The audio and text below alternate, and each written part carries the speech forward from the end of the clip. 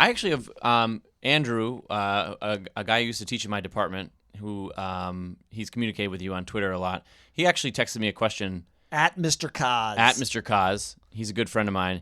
He wanted me to ask you a question specifically, and he wants to know how to do standard-based grading within the traditional grading system. Is there like tips and tricks or something that might be helpful for teachers who are trying to mold within the constraints of the system? And our time is up. Thank you all for playing the game. It's been great to have you, Rick. Wonderful. Yeah. No. Andrew is wonderful, and I appreciate all his contributions online. I would be lucky to have my own children in his class based on what I read of him and hear it in his He's commentary. awesome. He's really good.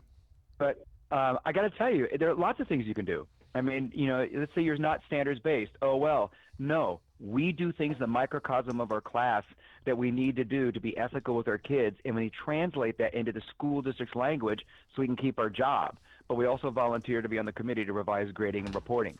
So here are a couple of really cool nuggets. One, you become totally evidentiary. This might take a year or 3. And what that means is you really seriously sit down and say, what is evidence of the different levels of proficiency? So what's evidence of mastery, of proficiency, of developing, of emergent, or whatever your categories are? You really sit down and you vet that. You calibrate it with subject-like colleagues. Right. And if you're the only one in the building who teaches that, there are 2 new things we have out there called the telephone and the internet. And you contact people at other schools and you say, okay, I'm the only one who teaches this, but talk to me, people. And then, of course, your subject associations will have lots of people willing to talk about it as well.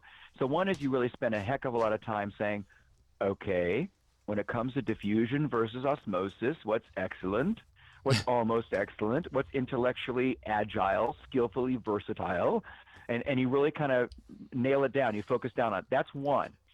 Second, you really get into, am I going to separate out my behavior, work habit stuff, from the final declaration of mastery of the stuff I tell everybody that I grade? Report cards are a contract between parents and schools.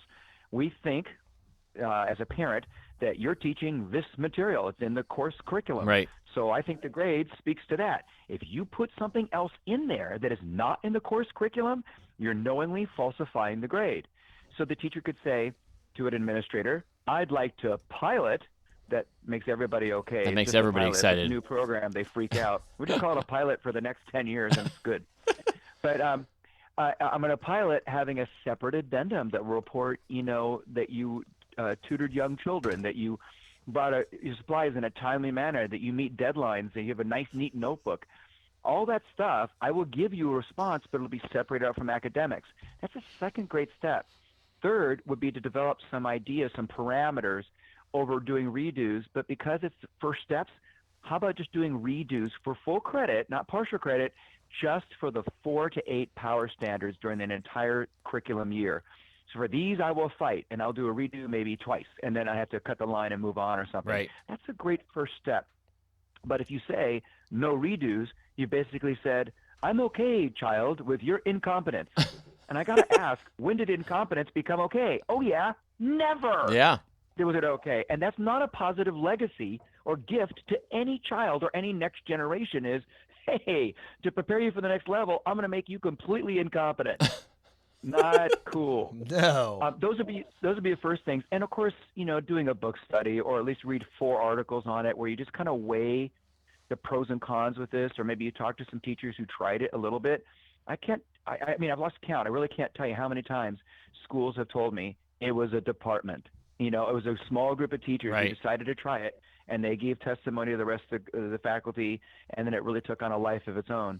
I will tell you, though, it was a big cautionary tale to leadership that almost every time standards-based grading dies is because the leadership did not spend significant enough time on building capacity for that change. They just changed it. And I Right. mean, you've got a year or 2 to build up, and then you mandate. You don't say, okay, you have to do it by this fall. And I got to tell you, I've had 5 schools tell me just recently that they were told 3 days before the start of school they were doing it like that, standards-based grading, and it was Wow. the first time they had ever heard of it. They were so upset. Oh, that's I mean, not you're good. changing culture overnight. Right. That's going to make anybody defensive. Yeah. All right, Rick, thank you so much. Can you tell our audience what you've written recently, what you'd like them to read, where they can find you, how they can get in touch with you? All of those things. You have to do that right now. Go ahead.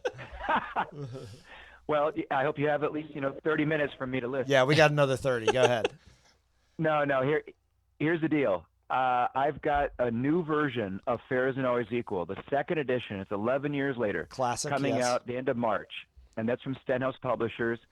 So you're welcome to go to stenhouse.com, STEN house.com, Okay. and look that up. And I've been tweeting about it. And if you want to follow me on Twitter, because we have lots of conversations about these things, it's just my full name spelled out with a 2 on the end.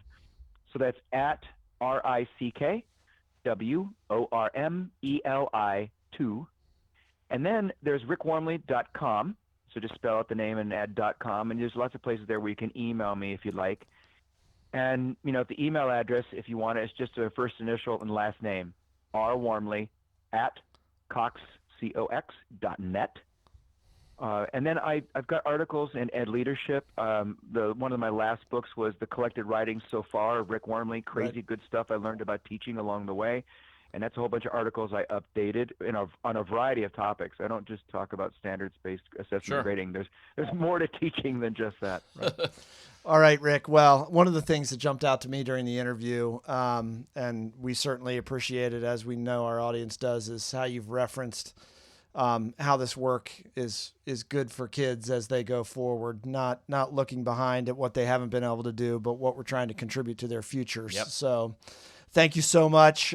We are so psyched to have had you on. And on behalf of the boys, we'll talk to you soon. Thank you. Can I just say how grateful I am to know that Ed's not dead? It is not. We'll be back in 2 weeks. All right. And we'll talk to you soon. Thanks, Rick. All right. Thank you. Bye-bye.